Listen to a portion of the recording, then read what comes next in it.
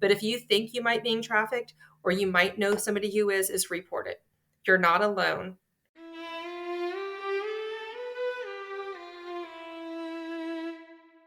Hello, everyone. Today we have on a very special guest, Miss Amelia Stansell. She is not only the Rotary District Governor of the District 7610, but she is also the Vice Chair for the National Rotary Action Group Against Slavery organization. Miss Stansell, how are you today? I am fantastic. How are you? I'm great, thank you. Good. So thank you for coming on today. I greatly appreciate it. I previously saw you spoke at the Rotary Youth Leadership Academy a couple weeks ago, and you talked about your work on modern slavery and human trafficking. So today I thought I would invite you back, and we would discuss that topic a little bit more. So my Right. first question is, when did you first hear about modern slavery or human Man, trafficking? I think I probably first heard about it was at in my generation watched the movie Taken. So we all assumed it was something that happened to those people over there, whoever those people and over there were, but it certainly wouldn't happen here. And then 2017, I went to a Rotary International convention down in Atlanta, and they had this big, massive candlelight vigil, and they were talking about human trafficking, modern slavery, and I honestly was so naive. I had no idea what they were really talking about. But again, I was like, oh, that's so terrible that people over there are having this issue. And I'm so glad that we Rotarians are doing something about it, but didn't really realize that, oh no, it was actually here too, that it wasn't just those people over there. So that's when it first kind of dropped on me. And then as I started researching more and more, I like just kept being placed on my heart. And in 2018 is when I really started here locally picking up and saying, okay, someone's got to do something, and that somebody's looking in the mirror at me every day. So it's been a few years. Mhm.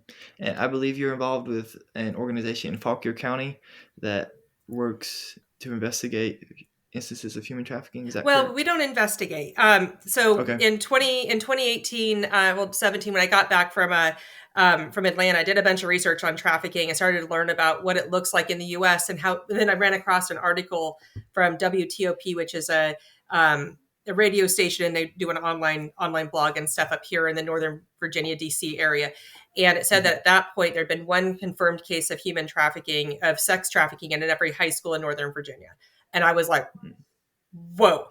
And where we live in Fauquier County, sometimes we're Nova, sometimes we're Rova, Northern Virginia, Western Virginia. So like the line goes right through my county. And so I was like, okay, I can't believe that there is a imaginary little border around my county that keeps it all out.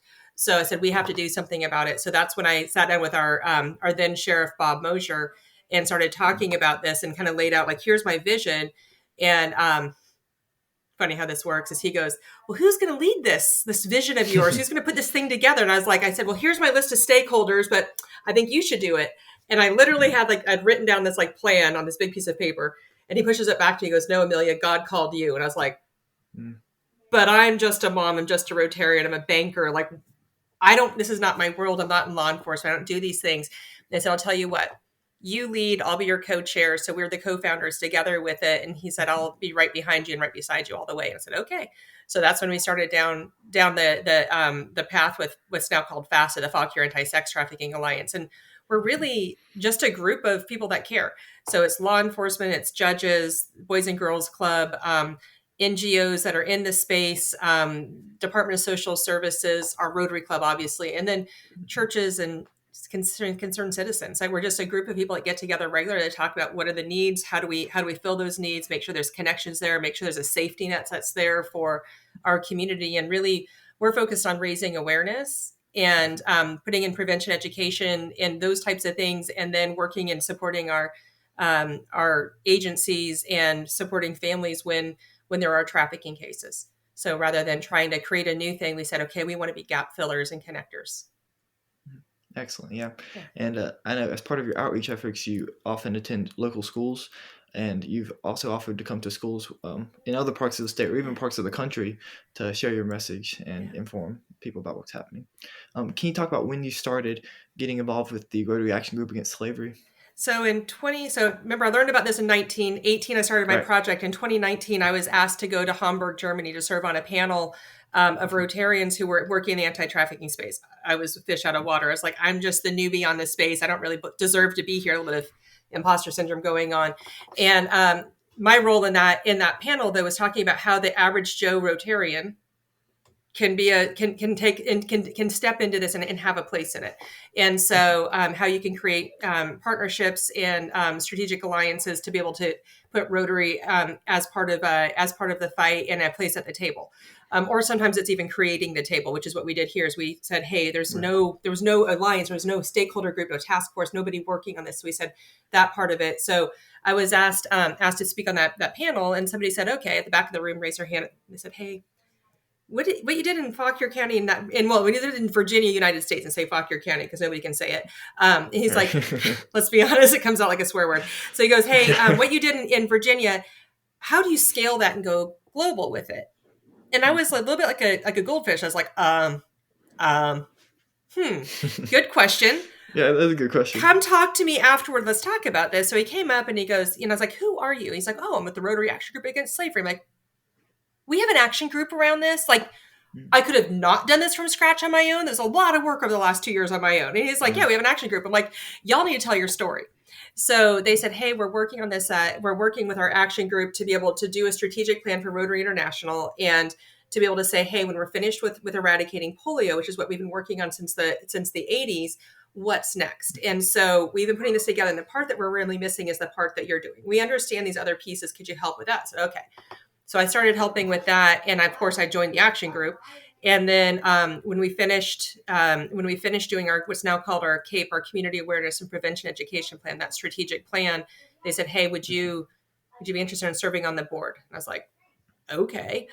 And then I went from being general board member to now being the vice chair for our global action group. So it's been I wouldn't say a fast progression, but it's been a lot more quick than I ever thought that I would be doing at this point. But I really feel like this is where I've been called to be, and I'm the person that's supposed to be in that role. So it's been really interesting, and it's where I feel like my heart continues to be pulled. Yeah, I certainly agree. You do an amazing job. Thank you. At Riley, you brought out that acronym, the CAPE, and you dressed up as Wonder Woman, and you had this. Yeah, no, it was great. And you had this it does. You had this really engaging presentation with really good visualizations and amazing statistics. It showed how prolific this problem was. And I live in Southwest Virginia. I'm not up north like you are. But even within like my area, you had little red dots where there were confirmed cases. And there were parks that were really close to me. And that was a really eye-opening experience. It's like, hey, this is going on within my community and not many people are talking about it. Yeah. And I think that's what we find in communities all over. In fact, the Rotary Action Group Against Slavery, we just had a webinar this morning, and it was a global webinar. We had people from the UK and Australia, and then we had somebody from the US that were our main speakers. But it's the same issue in every community around the world, is that people aren't talking about it, that in the US, less than 20% of the population is even aware of the term human trafficking. So that's 20%. Like, we have 80% of the people. We've got to at least help them understand the term. And I think last year the movie Sound of Freedom helped open that door and getting people to talk about it, good, bad, or otherwise. It was all over the news for like 3 months, which was good. I mean, it raised awareness. It got people at least understanding the term of it. Now it's a matter of, okay, you understand that there's a term of this.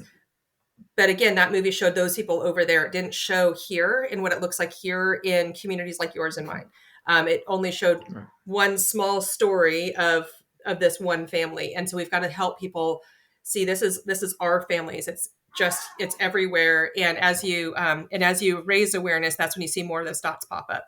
So like I said, is that this, and the dots, for those of you that are listening that don't know what we're talking about, is the National Human Trafficking Hotline partners with Polaris, which puts it on, which is like the partner for it. They partnered with Planetaire, who is they work with GIS groups around the world, around the country, and they do like heat maps. And so this was a heat map of, they did one of the United States, and then you can shrink down to what does it look like in Virginia, and it shows here's where reported cases all over the state.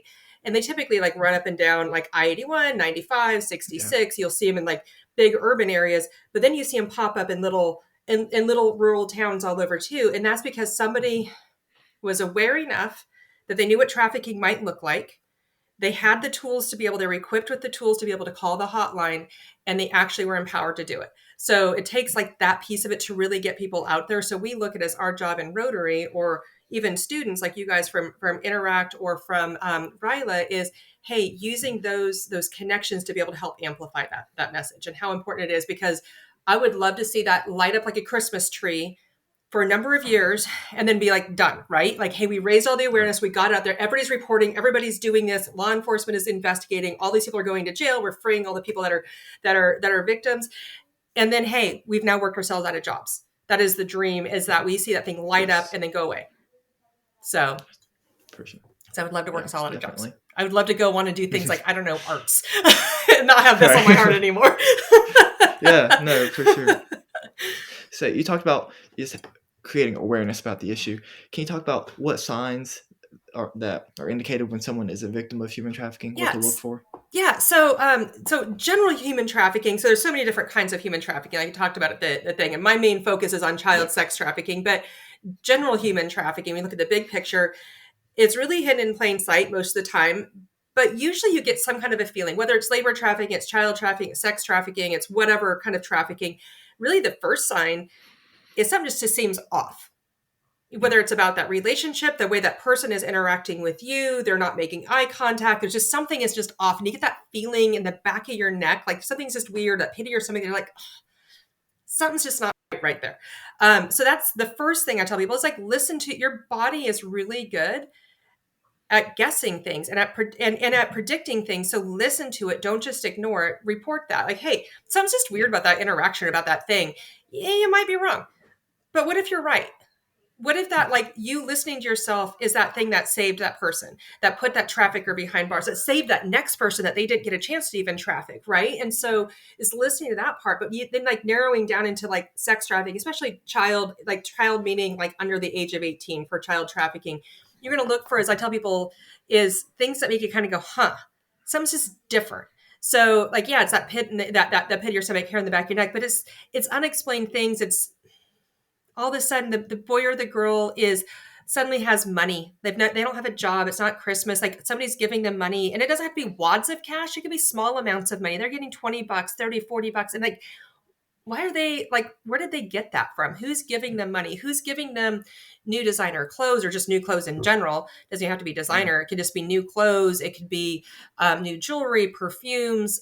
For boys, it's oftentimes gaming devices, phones, electronics, points to be able to, for gaming points and stuff. So it's things like that, things that it's like, who's giving it to them? Like what's going on here that they suddenly have access to this? It's, you see a lot of times it's change in behavior. So whether it's they're not showing up where they're supposed to be, so they're missing curfew, they're not at home having dinner when they're supposed to be having dinner, they're not at their friend's house, they're not showing up to school, or they're cutting school, like things like that, like things that they're just not where they're supposed to be, and it's just doesn't make sense to you. They've always been really good, or sometimes maybe they're not always good, but generally they typically are where they're supposed to be, right? And then like that changes. They might have those changes, and like I say, it's behaviorally. So they might be really moody, withdrawn. It might be that constant cycle of really, really happy to really, really low, and like that constant with this. It's those types of things. That behavior, they change friends groups. They completely drop their entire group of friends that have been best friends forever, and all of a sudden they have this new group of friends, and that new group of friends may not be as you just kind of assume that group of friends is going to be like some riffraff gangster, like whatever you think it is. Oftentimes it's not. Right. That, especially if it's gang led or if it's organized trafficking, that group of friends, that the new friend group may be really clean cut because they're all friends. They're not actually like they're a front for the gang or for that organized group that's now trafficking them. So people go, oh well, they seem like really good, so it can't possibly be. Yeah, it could be still. So it's things like that. Sometimes you'll see. We had a case here locally. The girl, she cut out of school early. All of a sudden, she had a much older boyfriend, and by much older, I mean she was like 16 and he was like 20. 4 years is a big age difference. Yeah. What's a 20-year-old want with a 16-year-old? That seems kind of strange. She started cutting school. And one of the things that she did is all of a sudden she showed up with a tattoo on her ring finger. And it was a tattoo of a crown, which here, that's the Latin Kings. If people don't know that and don't know gang tattoos, you wouldn't have picked up on that. You would just like, Yeah. why'd you suddenly get a tattoo on your finger? That's kind of weird. But you'll see where Yeah. you'll get tattoos, things like that. They always depict it as being like a barcode, which I don't like that, because people aren't going to put a SKU code typically on a human being, because you can't really SKU them very easily. The people like, because they like to show this, like that they've now made the body into a commodity, they'll show that. Typically that's not the case. I mean, every time I think that it's not, then somebody will debunk it, because whatever you think is horrific is never possibly going to happen. All of a sudden it happens in the trafficking world. But typically that's not the case. But it might be that they get a dollar signs. Like I say, crowns are usually a big one. Money bags, things like that just show that you're now property of someone. So if your friend or your kid suddenly gets a tattoo that they haven't been talking about, hey, I've been wanting to get a tattoo, I'm thinking about this, like, what do you think? Should I get that? Most kids don't make a decision on a whim to go get a random tattoo. Sometimes they do. Sometimes they change friend groups. Sometimes they are moody, because teenagers can be moody. Sometimes they do have a friend that gives them money, or might have a little bit older boyfriend. So what we tell people is get in their business, ask questions, dig in and find out more. That just because there's small signs doesn't mean it's always going to be a grooming situation. It just might be that they're having a really rough time, that what they need is just a really good friend and a really good parent, or a really good sibling or aunt, uncle, somebody to just be there for them. But what if it is trafficking and there is something that you could do about it? If someone thinks that there may be a possible case of trafficking that they see, who should they contact? How can they notify the authorities? Yeah. So there are a couple of things. One, we do tell you never, ever, ever put yourself between the potential victim and the trafficker. Like I said at Ryla, is you would never go interrupt a drug trade, right? You would never put yourself between the dealer and the drugs. Like, that would be stupid. Well, that victim is worth more to them, because they can sell it over and over and over, than what that thing of coke or pot or whatever that drug is. So never put yourself in a situation where you can endanger yourself or that potential victim. But what you can do is, if you can take covert pictures, recordings, write down as much as you can, get as much information as you can. You can then send it to the National Human Trafficking Hotline, which is how we got those pretty little light up heat map that I talked about. And so that you can send it into them. So you can call it or text it, or you can message. There's a whole bunch of 100 different ways to get there. But it's the phone number is 888-373-7333. And we tell people, send it into them, report it to them. And what that does is it takes it to the National Human Trafficking Hotline. They then filter to whether it's going to go FBI or Homeland Security. And then it goes down to the state, and then it goes down to the county or the local level, and then down, if there's a town or city, it pops down to them. So it filters down. So that way, if it's somehow part of a larger grouping, because you oftentimes will see in organized trafficking, not all cases are organized. If it's familial, being a family member doing it's not usually as organized this way. But if it's say a massage place, or it's part of a gang or part of an organized thing, that typically will be over. You might have something here, and you might have something down in your community. You might have it here in Warrenton, but it might also be in Baltimore. Well, that's across state lines. Is the Virginia State Police going to pick that up? No. Is your local going to pick that up? No. But the National Human Trafficking Hotline would, right? So that hotline is actually good for the U.S., Canada, and Mexico. So they actually take and put together a nexus of all of those. They look at cases and look for similarities. I'm like, hey, we're seeing this here, this here, this here, this here. They can help put together that larger case and go here and hand it over. Because most of the time what you find is your local law enforcement, my town of Warrenton, Fauquier County, for instance, may not have the training on trafficking. Your dispatcher may not have the training on what to look for. So you call in, hey, my friend is missing, or my kid is missing, and this is like all the signs. And they go, oh, they're just a runaway. They'll be back. Well, you only have so long if they're being trafficked until you're not going to find your kid again. They're gone in the mist, right? And so you need to make sure that somebody's going to react to this. So we're not saying that don't call 911. Definitely still call 911, but also call that National Human Trafficking Hotline. So it's kind of, I always tell people, belt and suspenders, do them both to keep the pants up, because you never know what's going to happen. You want to make sure that you get as many people aware of this as possible. Also, in fact, I just got a text a couple of minutes ago from Charlotte, Miss Whitehead, that was at the Ryla, and she sent me a thing saying, hey, I'm trying to put together the pieces on this one here. Well, if the person that's trafficking potentially is involved with law enforcement, correctional, things like that, It's going to be harder for your locals to investigate their own. It's easier to get swept under the carpet if it was. Not saying that everybody is bad, but if you send it to the human trafficking hotline, it's again going to get looked at from a higher level, and it's going to have more scrutiny. They're paying attention to who's actually investigating and who's not. Yeah. At Riley, you had mentioned someone had approached you and said, "Hey, I think there's a case of trafficking, and I think a law enforcement officer was involved." It's very scary that someone in a position of authority and power like that could be potentially involved in this terrible thing. My next question is, if someone's listening to this and they think that they might be a victim of human trafficking, what would you tell them to do in their situation? So if you think you're a victim or you think you might know somebody who is one, call the human trafficking hotline. Talk to them. Also, if you think that you might be going through this, talk to a trusted adult. When we do presentations in schools, I didn't do this at Ryla necessarily, but when I do it for generally in schools, is I tell everybody they need to have 3 trusted adults in their life that are not in their family. Because 40% of trafficking in the US is familial. So it's parents, it's siblings, it's grandparents, it's aunts and uncles, it's the boyfriend of the mom, it's things like that. So it's related.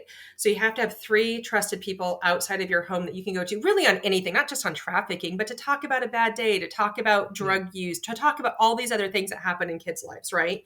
But to have whether it's a coach, it's a pastor, it's a neighbor, it's a friend's parent, whoever you can trust, is have additional adults that you can go to say, hey, here's what's going on, that are going to be non-judgmental, that are going to be able to just wrap their arms and say, okay, let's take steps to be able to move forward.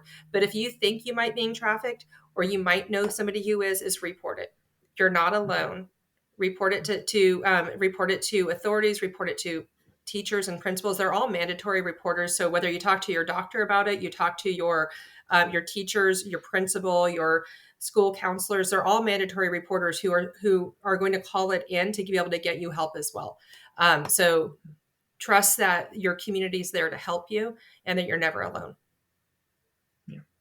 And I noticed that you're wearing a blue ribbon on your shirt. Can you talk a little bit about the symbolism that the blue ribbon carries? Yeah, so you'll catch me every day with a blue ribbon on. And I'm like, everything I own has a blue ribbon, it seems like.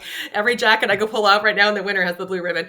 So the blue ribbon is for National Human Trafficking Awareness. It's also the same color for domestic violence. It's also the same color for sexual assault and law enforcement. They all kind of tie together, right, in some way or the other. But January is National Human Trafficking. Well, it depends on which way you look at it. It's National Human Trafficking Prevention Month, and January 11th is National Human Trafficking Awareness Day. Or I got it backward, one of the two. They're all meshed together in my brain at this point because I'm doing so much. Sure. January is a big month and January 11th is a big day. So one of the things that we say is, hey, an easy thing for students to do or anybody to do is wear a blue ribbon every day and have a conversation because people will do exactly that. Well, what's with the ribbon? And I can tell them about human trafficking. I always wear it with a Rotary pen over it because then I get the double whammy of let me tell you about Rotary too. But it's a good way to be able to do that and just to have people pay attention. So I encourage students to say, hey, sit down with your friends and just make a boatload of ribbons, put them on a safety pin and go raise awareness and talk to people about it. It's a really simple, easy thing to do, very inexpensive, and it's effective. Mm-hmm. Yeah, I definitely agree. You handed them out to everyone at Ryla, and I saw a lot of people wearing them. And on the ride home, they probably interacted with someone and said, "Hey, what's that ribbon about?" And hopefully through that, we spread some awareness. Yeah. Before we wrap up, are there any topics involving human trafficking that I haven't mentioned that you would like to talk about? Something that we didn't talk about that ties into human trafficking, and I didn't really spend time about at Ryla, but actually the day afterward, I spent a morning at Eastern Montgomery High School before I left town to be able to work with the FBI, and actually the Campbell County Sheriff's came over to help me with it. Sheriff's Office came over to help me with it. Not that Montgomery County didn't want to help. It's just I had the contact there. So I said, hey, come. And I was like, oh, yeah, I guess it's well, whatever. I live in a world of no lines. This goes back. If traffickers don't see lines, why do I see lines? I don't see lines. I don't see borders. But that said, we talked a lot about, so I did my program on human trafficking, but they talked specifically about online exploitation, is looking at sextortion, looking at, sextortion through gaming devices, through phones, through online, all of those things. And making sure that kids are paying a lot of it, and adults, because adults do it too. kids, it's illegal to do it. Adults are just going to go, well, you're just being dumb. That's your own fault for sending a picture you shouldn't have sent. But as a kid, that if you're a minor and you send a picture and that you don't want the world to have and to get it down, that there are resources to get things down. There is help. What we see a lot of times with kids that have been sextorted is there's a lot of pressure and there's a lot of shame, and the trafficker or the exploiters will leverage that either for more pictures or for the opening of for exploitation, meaning that they may at that point start grooming them for trafficking. So it's a slippery slope. They're very well connected together between sextortion and then into trafficking, because they can sell the information to a local trafficker because the person already have something over them. But also we see it as a lot of kids that will commit suicide because they're afraid of, oops, I sent the picture. Now they're going to tell my entire school, they're going to tell my parents and everyone else, and they don't see hope for that split second. And there are exploiters who will then push them to commit suicide. So we're seeing that across the country, and we've seen cases here in Virginia. So we didn't talk about that there. But one thing I would say again is if you do something like that, you still have hope.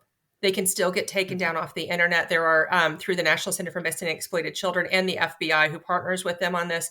There is a way to pull all of those pictures off. Obviously, you can't pull off somebody screenshot it and kept it on their phone, but when it comes back out, that it can be removed from the internet. So there is hope, and I think that's the big part of it. Is hey, kids mess up, adults mess up. When we do, there is hope, there is help. Report it to someone and let them help you with it. Take your phone, go down and see your local law enforcement, whether it's your town or your county or even the state.